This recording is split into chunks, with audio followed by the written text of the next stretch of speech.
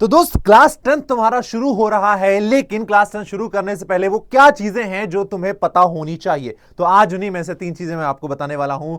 3 things to know before starting your class 10। क्योंकि अगर ये 3 चीजें तुम जान लोगे तो तुम्हारे क्लास 10 का जो रिजल्ट है वो बेहतर हो जाएगा। तो आखिर क्या है वो 3 चीजें, चलिए शुरुआत करते हैं।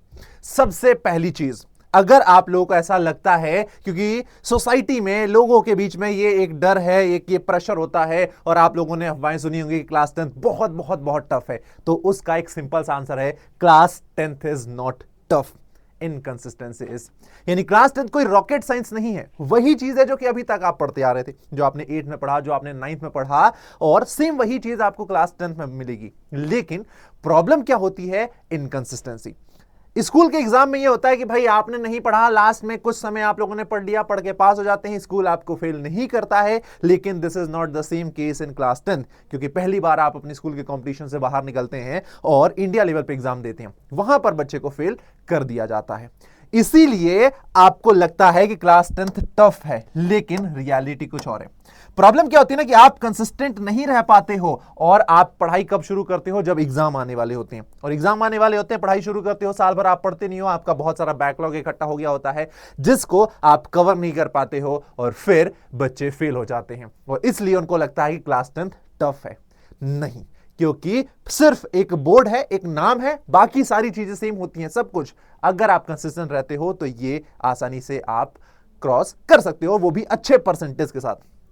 दूसरी चीज जो आपको जाननी चाहिए वो ये है कि NCERT is more powerful than you think. बच्चे जैसे ही क्लास 10th में आते हैं वो टीचर से पूछने लगते हैं, सर कोई रेफरेंस बुक बता दीजिए, सर फिजिक्स के लिए कौन सी बुक चाहिए, सर साइंस के लिए कौन सी, सर मैथ्स के लिए कौन सी।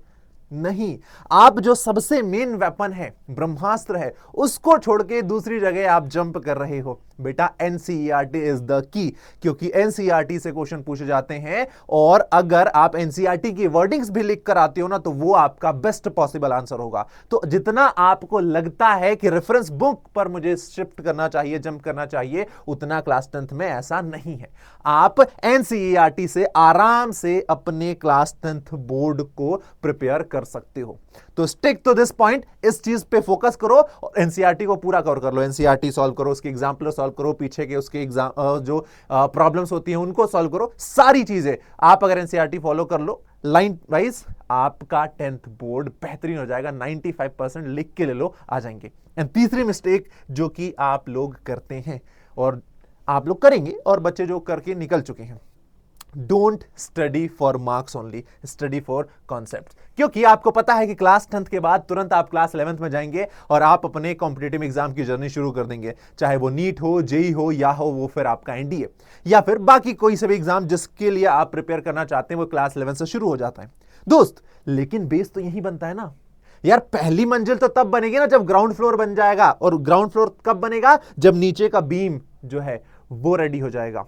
आप लोग क्या करते हो? आपको लगता है कि सर कोई बात नहीं, बीम में तो ऐसे ही है, कुछ करना नहीं है, सीधे हम डबल स्टोरी अपना बिल्डिंग बनाएंगे और सीधे डबल फ्लोर से शुरुआत करेंगे। नहीं, जितना स्ट्रांग आपका बेस होगा उतनी ही ऊंची आपकी बिल्डिंग बनेगी। तो आप समझो 10th के बाद 11th में जैसे शिफ्ट हो रही हो तो सिलेबस ड्रास्टिक चेंज होता है, और उस बदले हुए सिलेबस के साथ कॉप अप करने के लिए आपके जो बेसिक्स हैं, आपके जो कॉन्सेप्ट है, बहुत स्ट्रांग होने चाहिए। तो ऐसा मत समझो कि क्लास 10th में सिर्फ मार्क्स आ जाएंगे, क्योंकि ये मार्क्स आपके मेहनत को शो कर रहे हैं कि आप कितना कंसिस्टेंट रहे, कितना एफर्ट आपने डाला, और कितना कॉन्सेप्चुअल क्लैरिटी आप लेकर आ रहे हैं क्लास 11th में।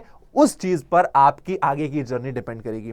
तो अगर ये 3 मिस्टेक आप लोग नहीं करते हैं तो आप लोगों का क्लास 10th जो है वो बेहतरीन हो जाएगा। तो आई होप कि आपको समझ में आ गया होगा कि क्या आपको करना है इन क्लास 10th और क्या नहीं करना है। तो मिलेंगे इसी तरह की कुछ दूसरी वीडियो के साथ, आप लोगों के पास आऊंगा वापस में कुछ ऐसी चीजें बताने के लिए जो कि एकेडमिक से अलग हैं, लेकिन वो ज्यादा इंपैक्ट डालेंगी आपकी इस क्लास 10th की जर्नी में। तो तब तक पढ़ते रहें, अपना ख्याल रखें, टाटा बाय बाय।